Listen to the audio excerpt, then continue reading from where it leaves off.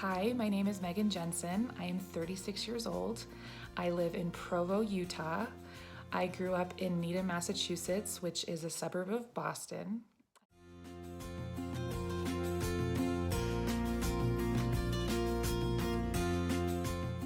I came out here about 19 years ago to go to school at Brigham Young University. And while I was there, I met my husband, Dave, and we have been married for almost 17 years. And we have 5 children, 3 girls and 2 boys, ranging from age 7 to 15. I am a girls lacrosse coach at Provo High, and I also am an assistant orchestra teacher there.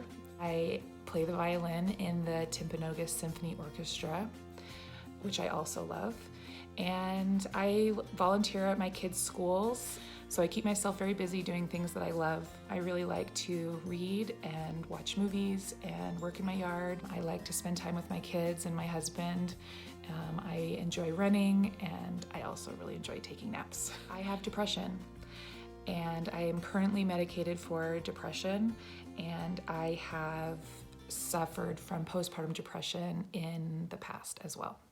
I don't remember exactly when I first started experiencing mental illness. I do remember having thoughts periodically in high school and in my first couple years of college, thinking that possibly I was struggling with depression. But I didn't really know what that meant or what that really looked like or what to really do about it. I felt just really like isolated and alone, even though I really wasn't. I participated in lots of activities and I was very involved. I had been told that there was a good chance that I was going to struggle with depression and that I was going to need to be medicated for it because there was a history of depression in my family. On both sides of my family. I remember feeling really resistant to that.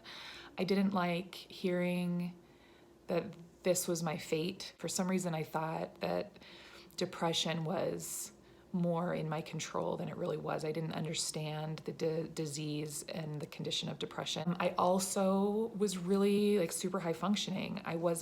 My depression doesn't manifest itself in like the stigma of depression, like of just not being able to get out of bed and just not being able to function. I mean, that's what I thought that somebody with depression looked like. I studied music in college and I would go to my classes and I would go to orchestra, and I also played lacrosse in college, and I was going to lacrosse and I was playing in games, and I had a social life. I met my husband. I didn't view myself as somebody that had depression, and I also viewed depression as somewhat of a choice, and I had made a decision that that was not going to be me.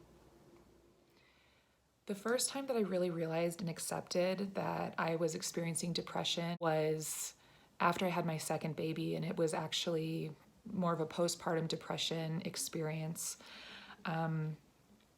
It took me a really long time to understand what was going on. I actually didn't realize that I was experiencing postpartum depression until my baby was 10 months old. I had heard about it, I felt like kind of in passing, like from my doctor or in books or, at baby showers or whatever, and I heard baby blues. I thought of just, it seemed like kind of just like a temporary sadness. A couple months have gone by and you're not getting attention anymore for your brand new baby, or right after you have the baby, people coming to see the baby and not seeing you. And so I kind of viewed the baby blues as kind of like an attention-seeking behavior.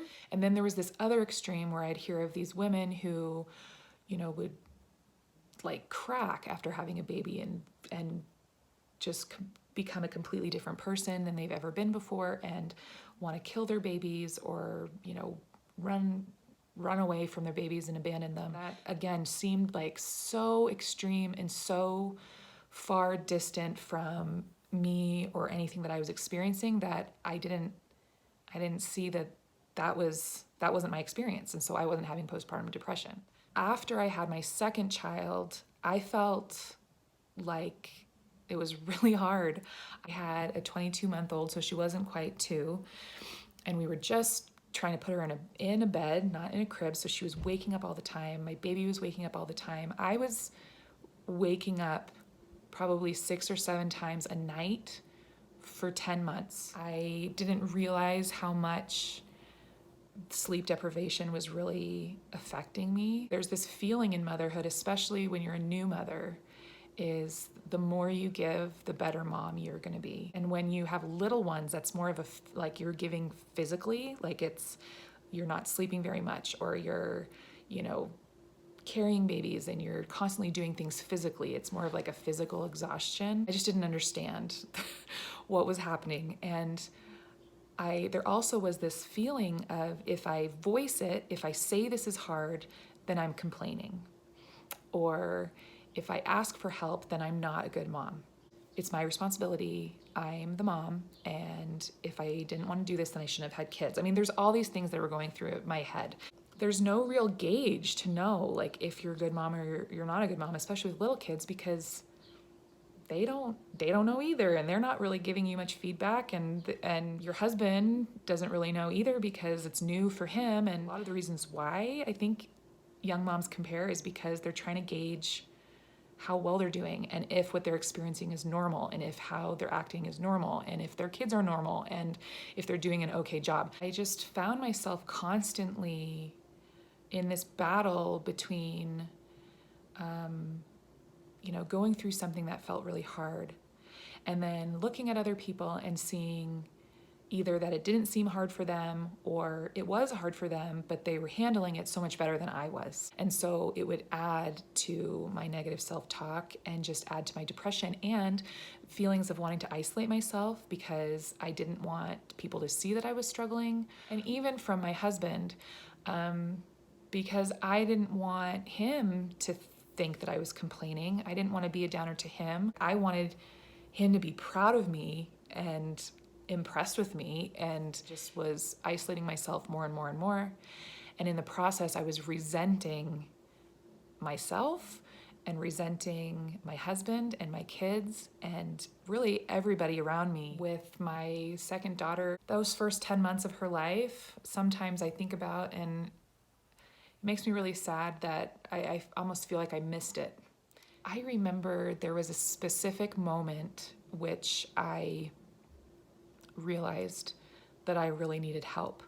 I was sitting in church, and I had my kids by me and my husband, and I don't even remember what was being said in church, and I couldn't stop crying. I mean, my eyes were just filling with tears, and I just was feeling so sad. And I remember looking at my kids and looking at my husband and thinking, why do I feel so sad? This doesn't make any sense. There's nothing about my life I would change. I love my kids. I love my husband. There's nothing I'd rather be doing. Why can't I be grateful for what I have? Why can't I choose to be happy? I was starting to feel like I couldn't breathe. I mean, it was starting to be like a physical reaction. And I went home and I sat down in this rocking chair that we had, and I just was rocking and crying, just realizing that there was something wrong with me. My husband came home from church, and I was still sitting in that chair, rocking and crying. And I remember saying to him, there's something wrong, and I need help. I didn't know who I was supposed to call. I mean, there's not like a postpartum hotline. Well, I don't know, maybe there is. I don't know, maybe there is a postpartum hotline. I didn't know. I didn't know what to do.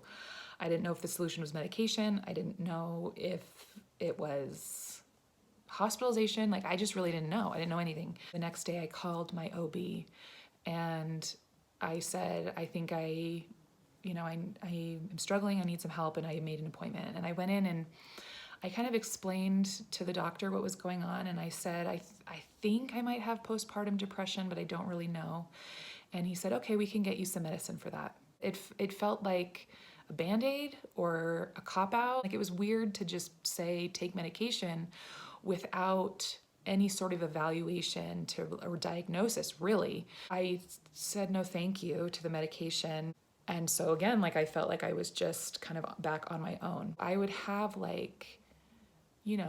2, 3, 4 days that were really, really hard. And in the process of trying to figure it out, before I even figured out what to do, then I would feel better again. And then I'd have, I don't know how many days or weeks where I would feel happy. So then I'd think, oh, I'm not really depressed, or I don't really need to be medicated. I turned to scriptures, I turned to prayer and meditation, self-reflection, journaling, all these things to try and figure out how I was feeling and what I needed to do. I learned a lot about myself. I learned a lot about things that do help. Exercise, nutrition, getting enough sleep, doing things that I love, finding things for me. All of these things absolutely do help. But again, a little bit of time went by and I found myself kind of back in the same situation.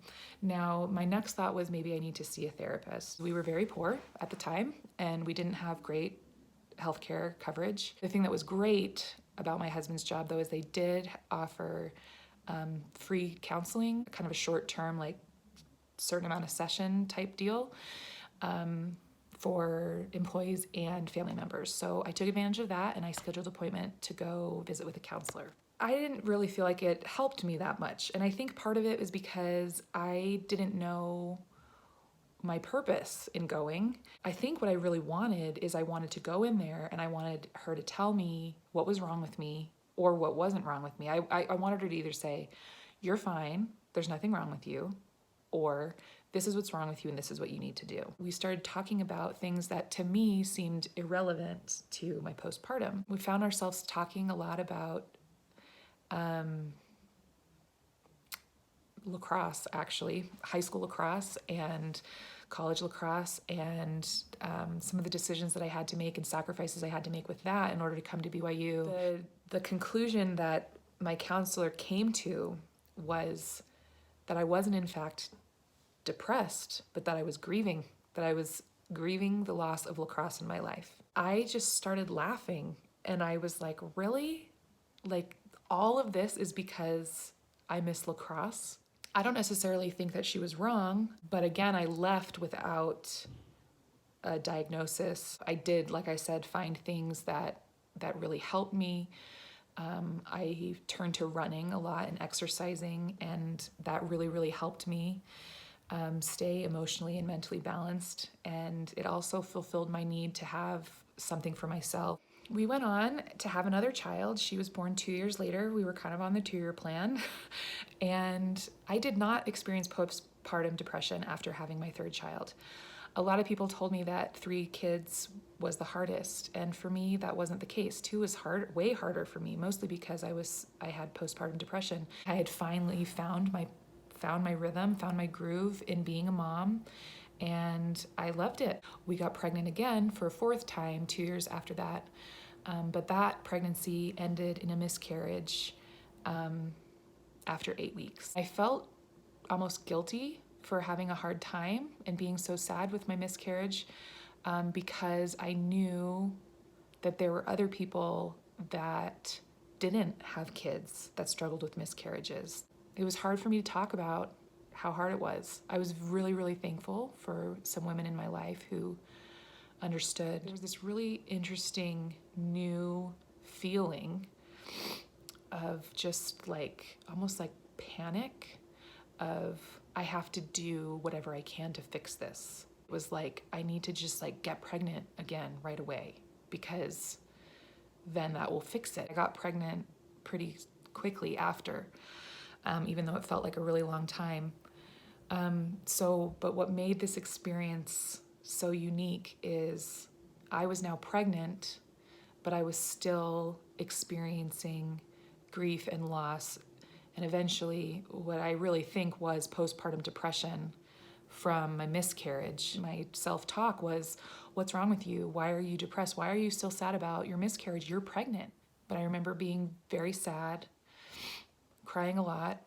I remember not really knowing how to talk about it. I lost some pretty significant and important friends in my life. I felt like it had to do with my depression. I felt like they didn't want to hear it or didn't know how to, or possibly I was pulling myself away because I didn't want to put the burden on them. I was so much in my head battling my depression, and insecure and paranoid about what other people would think about me or how they would react. I was diagnosed with depression in 2014 officially, and now it's 2020, and I feel like it's just been this last year that we've figured out the right combination of treatment and how to manage my depression well. So we tried different medications, different combinations of medication. There even was a time when I went off of medication. That was not good. Not good. I decided to see a therapist. My doctor suggested that I do that a combination is usually most effective. It was really helpful that my husband and I talked about it before, and we talked about, what do you want to get out of therapy? What are your goals? And I was able to bring that to my therapist and talk to my therapist about that. The best thing that came for me from therapy was I feel like therapy helped my relationships because I was able to talk through my emotions and talk through my experiences with other people and how I was processing it and how it was affecting me. So I was able to go there and talk about how I was responding and reacting to things through the lens of my disease also. And then I'd leave and I wasn't like second guessing it. I wasn't thinking, oh, should I have said that? Should I have talked about that? I actually did end up taking a blood test. There's a blood test available that can give doctors a lot of information about what antidepressant medications are effective for you and which ones aren't, which was super helpful. He started me on a medication called Wellbutrin. He told me that he started me on that one because it had mild side effects. It wasn't a super strong medication, and that we were going to try and get me to my best self. I couldn't even remember what my best self was. I didn't even know.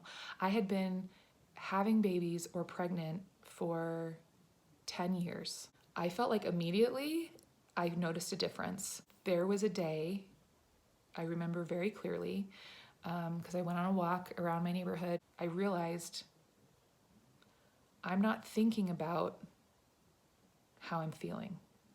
Like I noticed that conversation in my head was gone. And I was like, oh my gosh, I didn't even realize how much that was affecting me and how exhausting that was and how prevalent that was constantly in my mind until it was gone. I felt like there was a cloud over me and that it had been lifted. One of my misconceptions about medication was that medication would make you happy. And I was worried about that because I felt like it was like fake, like that it was gonna turn me into, like I wasn't gonna experience life the way I was meant to experience it. What medication actually did for me is it gave me my choice back on how I wanted to feel and react to the things that were happening around me.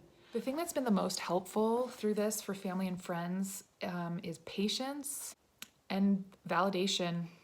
One of the hardest things is admitting and accepting that I have a mental illness. A lot of it is because of the stigma that's still around mental illness, but also it, in a way, feels like defeat, feels a little bit like a failure, that I'm a failure. That's how I felt. It's scary thinking that other people are going to think differently of you because of your mental illness, because of the stigmas that are out there. It was really helpful to have friends and family members that were patient with me through the process of trying to figure that out, but that also validated that it was a disease and that it didn't define who I was as a person. I had a conversation with my husband about a year ago where he said, you need to treat this like, if you had cancer, we would be getting the best treatment and we would be on top of your treatment and we would